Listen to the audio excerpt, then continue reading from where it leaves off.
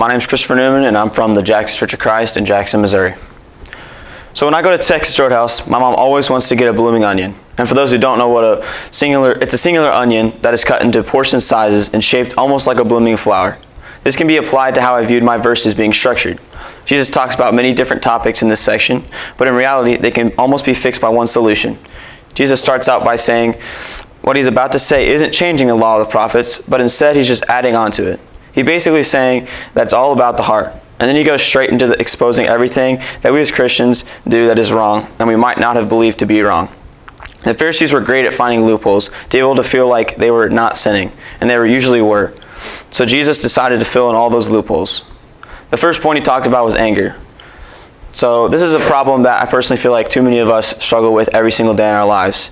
The thing that makes me most angry in my life is probably my sister's driving. I'll sit in the passenger seat and she'll be behind the wheel and it's like she's driving for the first time ever.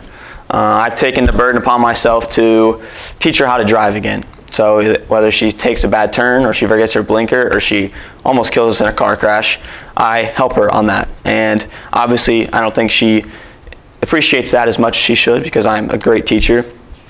And, I think she just doesn't appreciate that enough. So the way I've stopped my anger from her driving is just looking at my phone and avoiding her driving at all costs, which will result in making my riding experience a much happier experience. This goes hand in hand with what was talked about in Matthew 5:21 through 26, and how we should not be angry with our brothers, and how we should not call them a fool, but instead reconcile with them. The next point he talks about is lust. When I read into lust, it really opened my eyes to how much this was really affecting my life and how often I committed this sin. Taking a step back and thinking, how could I stop myself from doing these sinful things? I thought about a solution. What if I set a double standard for myself?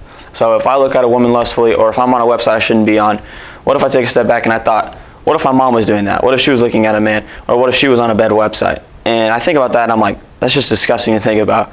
And that sin that I think is disgusting for her is the same sin I'm committing. And I think it should be just as disgusting for me.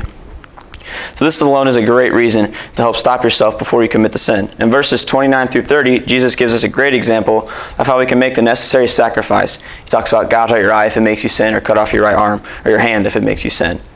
We will have a chance at the kingdom of heaven. Sacrifice is key when it comes to living a life of Christ.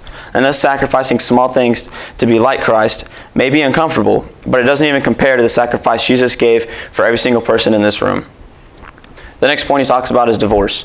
Now, even though most of the guys in this room aren't divorced, I think we all have experienced some form of divorce in our lives. So the older and older I get, the more and more I see divorce happening in my life.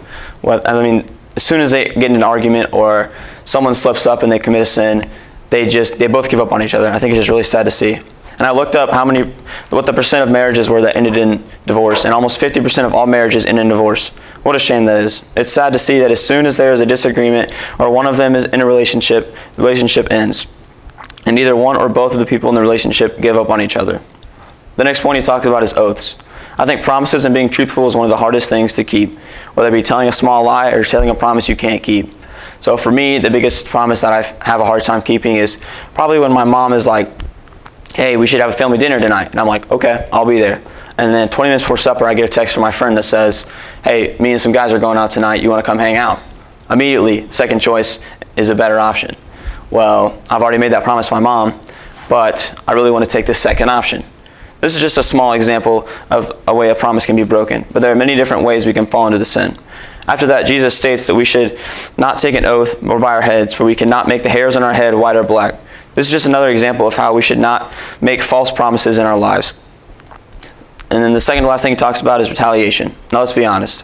We've all been in a situation where we've been so angry we couldn't stop ourselves from retaliating. The thing that makes me want to retaliate I think most in my life is probably my brother. Whether he talks smack to me or literally smacks to me, I just usually cannot control myself from retaliating. Because he's just been making the same joke and doing the same thing for 18 years.